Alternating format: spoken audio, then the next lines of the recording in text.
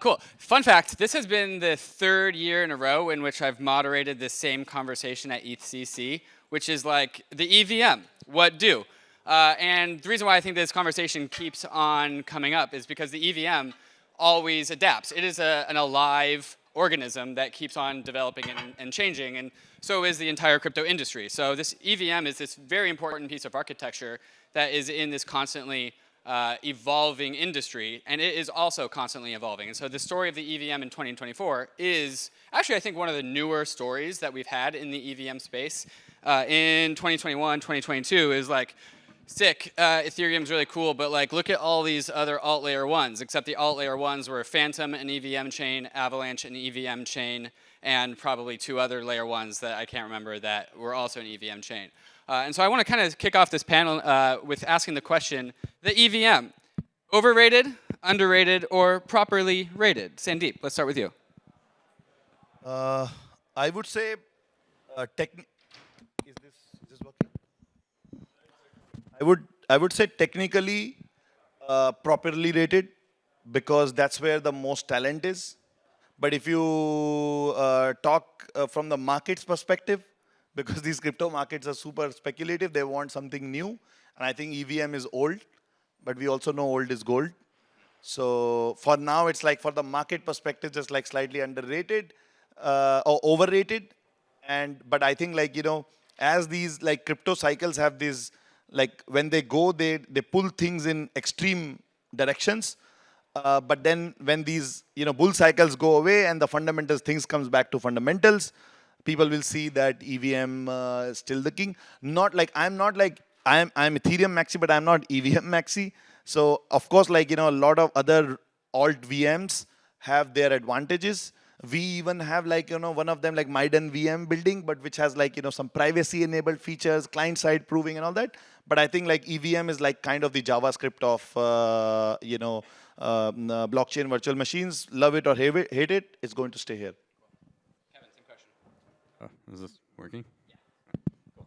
I would say it's like properly rated, but understood.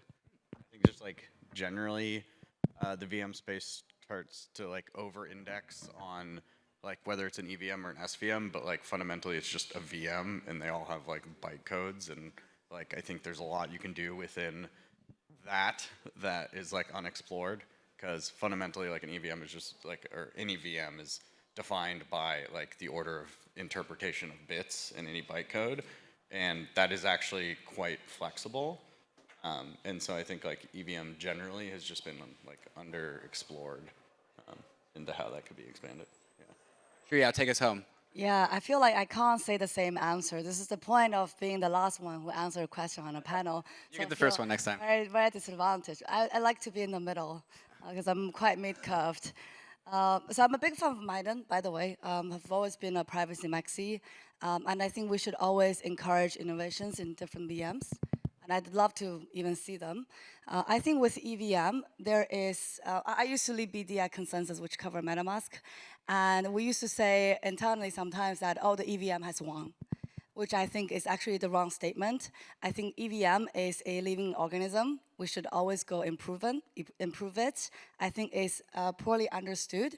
But also, I think the toolings around EVM can also get better. So I think it's actually properly valued, poorly understood, could be improved. So, Shuya, I'm going to throw this one back to you. In 2021, we had memes like the EVM was at the center of everything. And then with the rise of Solana, the pendulum has shifted away from that. Thinking like, oh, like SVM is like this new virtual machine. It's going to take away market share. We even have the TON blockchain, the Telegram blockchain, not even using either of these two things. So as this pendulum has moved away, like Solana has done, push a lot of mind share into this idea of parallel execution. What do you think the future, the landscape of the VMs in the industry is going to be like? There's a classic like Pareto curve answer. What do you think the shape of EVM dominance is going to look like? What's that Pareto curve? It's like the 80-20 rule. The Pareto function. Yeah. Okay. Yeah, but I think parallelization is, I think, Solana has it. I think like Polygon also had it, right? Like I truly think parallelization is a meme. I'm sorry, don't hit me. I actually agree with that. Okay. I think Polygon had it. Solana has it. Aptos and Sui also has it. I think you guys adopted the Aptos block STM, right? Slightly different, but Slightly yes, close. different, yeah. So I think parallelization has been with us for the longest time. It is a meme, it does improvement, but there's a lot of heavy engineering work that goes into all of the blockchains we're developing. So I think that's the answer to parallelization. I think in terms of different VMs, they are how to say, inevitable to have different VMs. I think it's just a law of efficient market. When there is new technology that needs to be explored, someone will develop it. And I think it's extremely healthy for EVM because it forces EVM to also adapt and evolve. I feel like the rise of Solana is extremely net benefit to our industry. I think they are very much focused on end users. I was told that their DevX toolings suck, but even with that, people are still using it. So I feel like the Solana world gives us a very different perspective of what the market needs, and the EVM world should actually understand the insights we're getting from the SVM or the MoveVM rather than focusing on the competition. So net super beneficial to everyone. I'm still a EVM maxi, that's why we're building Mega ETH, and we're actually extremely excited by the challenge to improve EVM. So I think in general you see two different type of engineers and researchers in the space, right? Like one is you see something, you agree with the fundamental value of Ethereum, and you want to freaking improve it. The other one is, okay, you see the problem of EVM and you want to start something from scratch and you want to do your own thing. I think both paths are applaudable, but I think we are always in the camp of improving Ethereum because we believe in the Ethereum ethos. Kevin, why is parallel execution a meme? Because it actually is parallel state access. Like, parallel execution is pretty much the easiest thing to do. It's like way harder to actually saturate those lanes. Like, compute is typically the cheapest thing you can do in any system. So you're saying parallel execution is overrated, parallel state access is underrated? Yes, yeah. But generally, I mean, like, to answer the question, like, more generally, it's just like, I think blockchains tend to forget that we have like 40 years of computer science knowledge to lean on, and that there are a lot of things that we can like look back to like normal hardware in Web 2 systems and actually like build similar systems. And so like with these VMs, especially with the EVM, like what I'm most excited about recently is especially like the EOF that is going to get into the next hard fork, because what that it does is allows us to use like existing tooling like an LLVM cross compiler and bring all sorts of different languages to an EVM. And so like kind of like the first point I got to, like a VM is fundamentally just defined by how the computer like reads the bits and decides to like interpret those. And there's a lot you can do around that space, and I think that's just like underexplored in the EVM space. And so like Move does some really cool things where they actually like have typed bytecode. So just looking at those, you can actually figure out the types of things, right? And I think like all of that can actually be implemented in an EVM, like whether it's, you know, it's literally just a VM. We have 40 years of knowledge about how to build good computers. We should use it. Sandeep, we did a podcast recently with Justin Drake and Anatoly, and one of his arguments about Ethereum was that the EVM, it was either the EVM or Solidity, I can't remember, maybe both, maybe it's the same thing, is like developing through quicksand, and that he thinks that this is like a meaningfully insurmountable problem because the EVM is hard to improve. And so this was one of his bear cases for Ethereum, is just like the EVM just sucks as a developer, as a coder. At the same time, I've been also I'm enjoying an analogy where like the QWERTY keyboard also sucks, and we once upon a time had a different keyboard that was way faster, but we went down to the QWERTY keyboard so we wouldn't jam up typewriters. But nonetheless, the QWERTY keyboard operates just fine. So question to you, is the EVM a fundamental constraint on developers, or is it a skill issue? Yeah, so I think like, there is like, I mean, this is not new, like Ethereum space, we have discussed this, that EVM is hard to parallelize before like multiple times. But like players like Monad, Mega ETH, they are proving that wrong. Like, I mean, Polygon has parallel execution on Polygon POS for last 1.5 years. And like recently when this, ETH inscriptions actually became very big. Like, it was able to almost take similar load to Solana, and the chain had like absolutely perfect execution in that. And I like what I don't remember the name who did the Monad presentation. He's also Kevin. Oh, he's also Kevin. We have 4 Okay. Kevins at Oh, Monad. you are the It's less very confusing. holistic one. Okay. Okay, yeah. So that Kevin also, like, he said very good thing at the end that they are parallelization. You were saying that parallelization is a meme because it's not that hard to implement. Like what Kevin is also saying. Like this information in computer science has been there for 40 years, and it took us like 6 months to implement blocks STM and put it in a production, which is a highly utilized, highly 105 validators and all that. So what I'm trying to say is that parallel EVM, building parallel EVM is not that hard. Building parallel EVM in a decentralized setting might be a little bit harder. And that's what Monad team is doing. And I liked really the message from Kevin in the previous presentation there, where he's saying that, they're keeping the Ethereum ethos same, and they are trying to create this L1, because for L1 you need extreme decentralization, right? It depends on if you are building, let's say, as an L2 or a like a chain built on top of Ethereum. I'm guessing like Mega ETH is trying to do something similar, like where you have one single sequencer. It's like deriving from the security of Ethereum, and then using parallel execution to provide like extremely fast execution environment to the application builder. So that's what I feel that is more important, that building parallel execution is not that hard, and EVM can be parallelized. Projects have proven that, but building that with the crypto ethos, this trustlessness and decentralization ethos, is harder.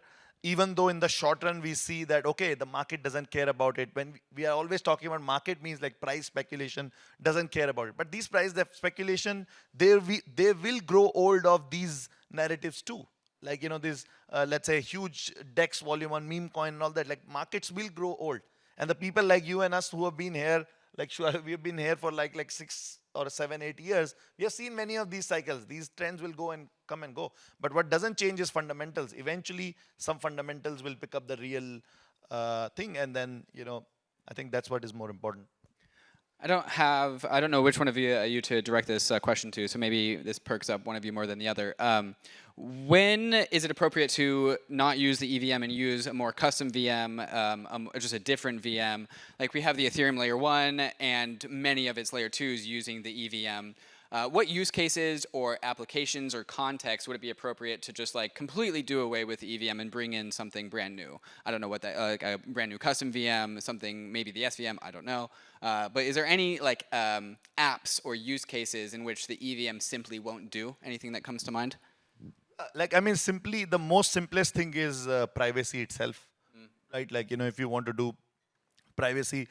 Similarly, like what these ZKEVMs are enabling now, that any use case which you want to have a custom processor, like when we say VM is what, like some virtual machine which is processing some code, but you don't need like a generic VM. Like when we talk about EVM, SVM, these are generic VMs where you can build custom code and build custom software.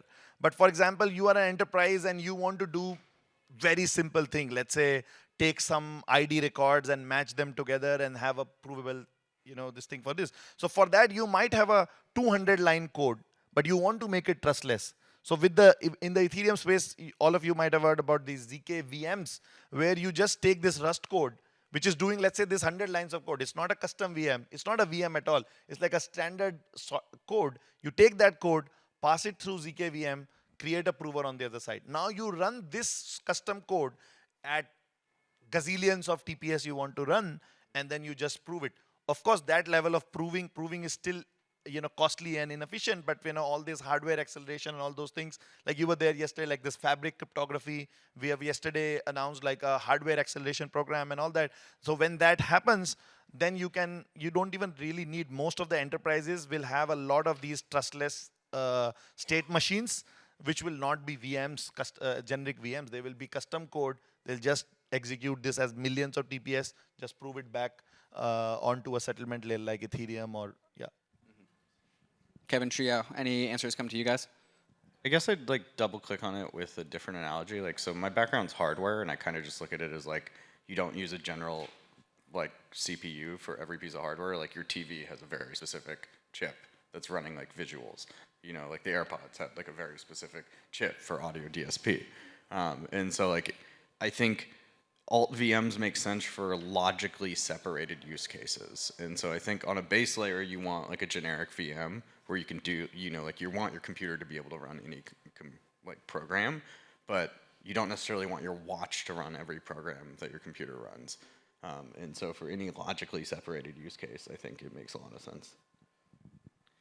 Is the, as developers, I believe all three of you can write code. As developers, what wish list might you have for the EVM? Or what are the roadblocks or the things that provide you friction when you work with the EVM?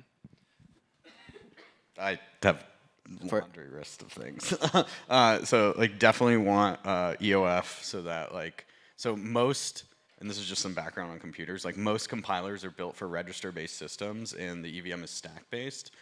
With EOF, you can emulate like a register-based systems, which unlocks the ability to have like a LLVM compiler, which basically allows efficient cross-compilation of every programming language out there. So that would be like my number one, right?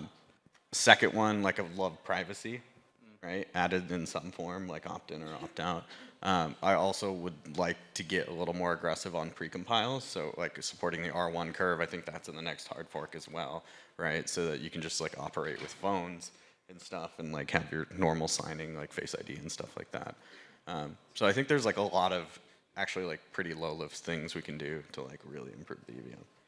If you had to make a bet as to whether you're going to be able to get these features in the EVM and be able to use them in the next 10 years, what's your assurances that you'll be able to actually have these things? I think that answer has changed a lot over the last year. I think maybe last year I would have said almost zero, because I think like looking at the history of Ethereum hard forks, they've all been consensus upgrades. There's never been execution upgrades, right? I think the advent of and the rise of Solana and altVMs has forced the Ethereum community to kind of look inward and be like, okay, no, we need to innovate on the execution layer as well. And so now I think it's almost guaranteed that we're going to have to. Sure, yeah, you call the EVM a living organism, which is anytime anyone connects anything about crypto to biology, I get nerd sniped. So maybe you could unpack that metaphor a little bit and just explain why it is that. Why is the EVM a living organism, and why is that cool? Yeah, I think. Is it this? Oh yeah, it works. Yeah, I think there's like nothing honestly deep about it, but I appreciate it. I think when we first came to crypto in 2017, I think the EVM truly sucked. If you think about people's interaction with Ethereum back then, it was just bad. I think over the years, so many people contribute to the EVM world. I think even what Monad has been doing, right? Even though you guys are alternative layer one, what you are doing can be attributed back to the Ethereum world as well, because we're all technologists. So I think just the idea that as a community, everyone can contribute, and then there is a lot of like merit-based what goes into to improve the VM. That's also quite independent. Like for Mega ETH, we just independently improve the EVM, and then we're going to open source it, and everybody can use it.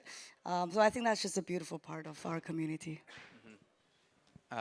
Tindeep, you have something to say? No. The EVM as a living organism. Yeah. I mean, I think the analogy is like, you know, as we said, that all these other ecosystems having these you know, custom features, like, you know, some advantages on execution has forced EVM to evolve itself, and I think having competition is good. I think for some good time in Ethereum community, we had because last time, like, I think Shuayu, were you there in last year Hong Kong event where, like, you know, where I was one of the panels where the topic was Ethereum has won, stop fighting it, or something like that, and there are other L1 founders, and other L1 founders are all like, yeah, Ethereum has won, we should not fight.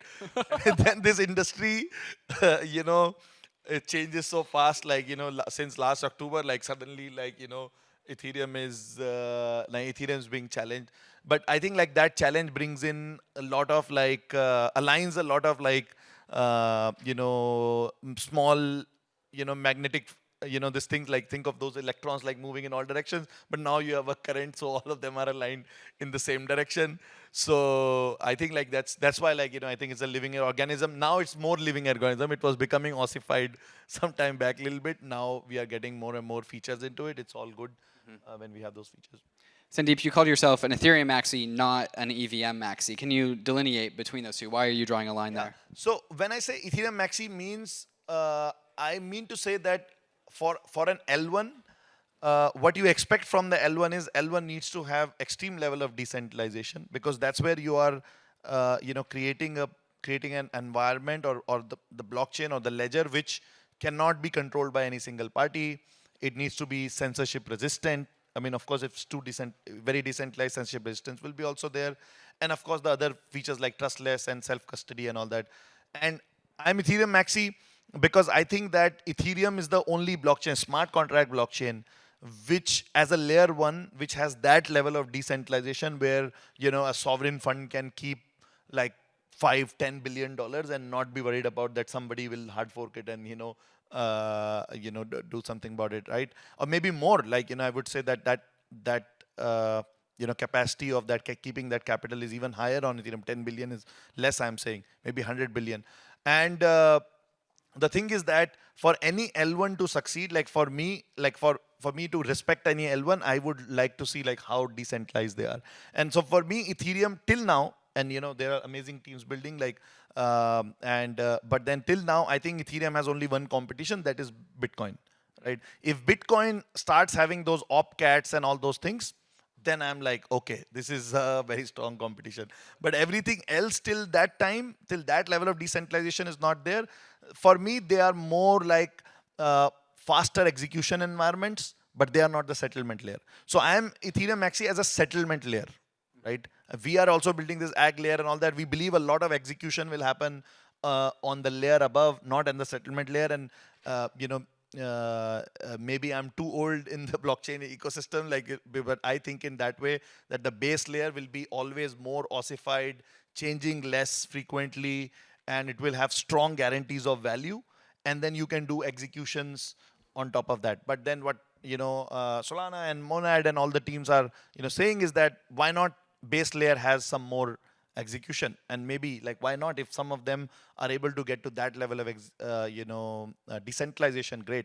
But till that time, as a settlement layer, as a security layer, crypto economic security layer, I trust Ethereum, and I'm like Ethereum maxi that way.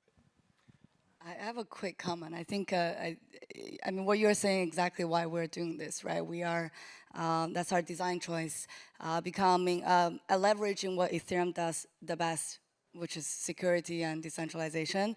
And then as layer 2, what we can do the best is really having fast execution environment. So we have very beefy centralized, rotating centralized sequencer, but extremely lightweight validating node, right? Our node can run on a mobile phone, for example. But I think what I resonate so much with you is using Ethereum as a base layer is like almost non-negotiable. I'd love to hear your view as well, Kevin.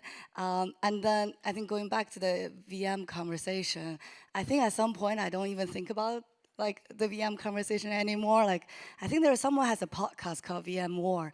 I'm just like, I'm so busy onboarding dApps. Like dApps don't actually think about VM wars, and why are we thinking about VM wars? So yeah, I'm just not someone, yeah, I think that question, maybe next year in your panel, Dave, you should change your topic a little bit. I think all VMs are fantastic and there's no war.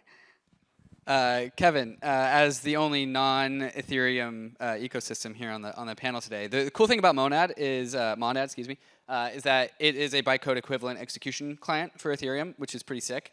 Can you explain like the significance of that? And like we just saw Georgios from Paradigm introduce Rust, so now Reth is now becoming inside of the world of the execution client of Ethereum, hopefully taking away market share from Geth because Geth has too much. Is there any, does Monad as a project aspire to have any sort of relationship with Monad's potential execution client as it relates to Ethereum? Is that something that you guys are working on? Yeah, we definitely have thought about like contributing research back and like because we benefit from a lot of the research of Ethereum, especially in the ZK space. right? So on the execution space, we'll definitely contribute back as we can. I think on, like, to get to your point about being an L1, like, I think you can't cheat physics at the end of the day.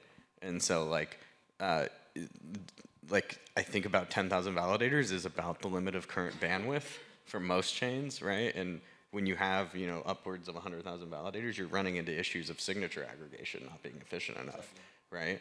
And so, like, no matter what system you are, like, you're gonna run up against physics at some point. And so, yeah, I think, like, we all have to contend with that at some level. And by the way, when I say, like, you know, on the settlement side, like, I'm pretty bullish on, like, what you know, Monad team is doing, and they are, like, you know, they have shown that they are, you know, thinking in the right direction. Like, you know, they, if they want to have a layer one, they want to be more decentralized. They want to optimize the hardware for, like, you know, so that more and more validators can run them and all that. So, you know, they are, like, the things that they are talking about is, like, fairly, like, music to our ears. We have been talking about this for, like, maybe 5-10 years now. You can also build an L2 on Monad. We're not like, don't build one. How does that benefit ETH? If let's say you go to, like, how many validators you guys are, like, initially? Yeah, so our initial consensus will be somewhere between like 150 and 300, but we have plans to long-term get up to somewhere in a couple of thousands range and hopefully 10,000 long-term. I mean, I am pretty confident that you know, a lot of there will be even a lot of layer twos, you know, kind of chains which will be benefiting from Monad's technology, Mega's technology, and launching their layer twos with that kind of parallel execution. And yeah, like, I believe that for L1s you have to fight more for the settlement layer. I mean, execution, you're focusing on more execution, but at the end, the nature of value that you want to bring on the chain is more on the you know, settlement side. As a layer one, I'm talking, like. I don't know if I agree with that. Because like if you think about where value accrues in Web 2, like no one cares where Facebook runs their servers. They go to Facebook to use the app, right? Crypto I'm not is really not, sure. yeah. I'm not really sure when I see the valuations of $1 trillion and above for AWS. Yeah, but people also pay for AWS. Yeah, but that means the value is accruing there, no? Yeah, it's accruing to the apps because the apps have a business use case to pay for the hardware, right? It's accruing to amps. It's so like if you're using AWS like in like a Web 2 system, right? No Web 2 like user or like Facebook, they don't look at their AWS bill and go, oh my God, this node isn't profitable. Like it's an OpEx cost for them, right? Their business is profitable, and so they don't mind spending to run that hardware. Right? Now in a decentralized system, that doesn't work, right? Because you have to incentivize nodes. And so I think it's like a very direct trade-off in like who pays for the system, right? Whether it's users or validators. And like where we fall in this is literally just like a trade-off efficient curve. And so I think. But like that that you are saying that the incentivization, that is actually just the cost of running those servers. Like AWS is also paying the cost of running those data centers, and that's a part of the net profit. Like on Ethereum, you have 10,000 whatever like validators running it. They're getting incentivized with something and the fees, but that fees has to be higher than the cost of running. That's a simple business at the end of the day. Yeah. So where I think Ethereum is unfallible is as a money asset, right? Yeah. I'm actually confused because I think Sandeep says you need to have a decentralized base layer and then you build execution environment on top of it. I think Is that you execution captures the value, but the settlement layer itself is like, honestly, it's just like security is like how many copies of the ledger there exist. Like you don't want to have like a safety fault, right? So you're okay with having sovereign funds having billions of dollars on a like non-secure blockchain? Like Well, you can't roll back like Sorry? you can't roll back a committed thing. Like Circle's node, if they don't believe the chain, they're never gonna like approve a transaction. Why are you building a blockchain? Why don't you just build a database? No. That's the whole point. Is like the decentralized system is still useful because you have economic value that needs to settle. So like on an L2, right, where you have to have that economic value in flight, economic security makes a lot of sense because that economic value is in flight to settlement, right? And so you need some economic security to actually be securing that before settlement. But as a settlement layer, once you've had that settlement and it's distributed to all the nodes, right? Like it's secure at that point. But you are actually agreeing with what we Yeah. are saying then. Yes. Yeah. I So we're doing the that I same was not thing. agree. So why do you say you disagree? You're saying the same thing. Yeah. No, but like, yeah, I mean, what I mean to say is that as a settlement layer, when I said about Ethereum and like, let's say as I said, like you guys are doing amazing work. But for me as a who strongly believes in these layer 2 execution environments, and I think Shuaib will also agree with you that as a layer 1, till the time you reach like, let's say, 5,000 nodes or 10,000 nodes, where it's like, and it's credibly neutral. Like for some of the other L1s, that even though they would have like 500 or 1,000 nodes, but if you see like the top 70% value, this thing is still with only, let's say 5-10 nodes. That's okay. That's with other blockchains, even Ethereum would be. But then you see that this is foundation delegation to the top, like let's say 70% nodes. So then you are like, okay, is this decentralized enough? And I am saying like purely from the perspective of somebody who's building these layer 2 execution environments, will I consider, Monad for a Polygon layer 2 immediately, or Monad to be a settlement layer for, let's say, Ag layer? Maybe for that it's too early. But it's a journey. Like, I mean, you guys are in the right direction with the right ethos. But for now, for me, it's only Ethereum. If Bitcoin comes up with someday with some sort of settlement layer, that's a existential threat then to all the layer 2s on Ethereum. Like, to be honest, because if it picks up, then as a layer 2, you are in kind of doubts that whether, because then you are leaving the space for all the Bitcoin L2s, right? So as a layer 2, that's a very painful discussion. Even you might be ethos and morally aligned to some side, but let's say that's a very strong settlement argument actually. So that's all I'm saying from a layer 2's perspective. So I didn't mean to say that you guys are in the right direction. No, I get it. And the point I was trying to make is that like a user's value goes to the app, right? Now, where that app puts the value can be on the settlement layer or not. But on an L2, a native asset on the L2's fork choice is actually the L2. It's not the L1.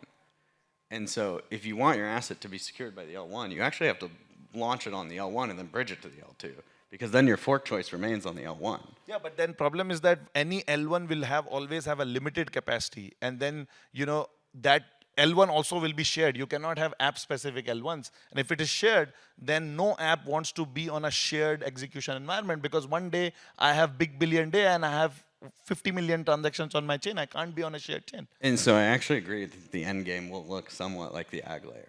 Yeah. Thank you. Because Is Monad going to join the Ag layer? like end game. If you build a people are Monad just layer gonna be 2, they passing might ZK consider. statements around. Like, What's more likely, the Monad layer 2 or the Monad in the Ag layer? Some people will make Ag layer happen first. I honestly think that like passing a ZK state root anywhere is like non-controversial. Like we'll obviously use it. Like Yeah, and it's actually non-exclusive. Like Monad kind of layer 1 can still connect to something like Ag layer, and still have like this cross-chain interoperability across L2s. It's actually good for an L1 like Monad itself, because when it's new, users are coming, you would want that cross-chain interoperability and all that. So that's why there are multiple L1s who also want to connect to it, because they want to have that shared liquidity across the chains. Like, of course, like if Mega ETH becomes like, which we all expect it become very big, all the L1s also want to have those users to share value and kind of have cross-chain composability. Yeah, I think we're just talking as if we have a lot of use cases and dApps and liquidity that needs That to is flow the between biggest. different chains. I honestly don't give a fuck. I feel like we actually need useful just applications that people use. So That is actually the biggest just- bear case of blockchains. Actually, Shuayo actually mentioned it very well. It's been 15 years. And we are still like talking Polymarket. about. We got Polymarket. We are super excited about meme coins having $2 billion in trading. I mean, that's really great. Like, I really appreciate. Like, don't take like the Solana community and all that. But is that what for which last 15 years some of the smartest brains in the world have invested their time and all that? Again, once again, like if Solana, this thing, like, really amazingly love what they have done, and it's phenomenal their story, but use cases, it's not for Solana. All blockchain across the board, we don't have use cases except stablecoin. Like, we don't. I think AI will solve this. Oh, don't stop there. All right, guys, this has been this was a fantastic. fun panel. We've run out of time. I really appreciate everyone. Way out of time. Cheers. All right. Here.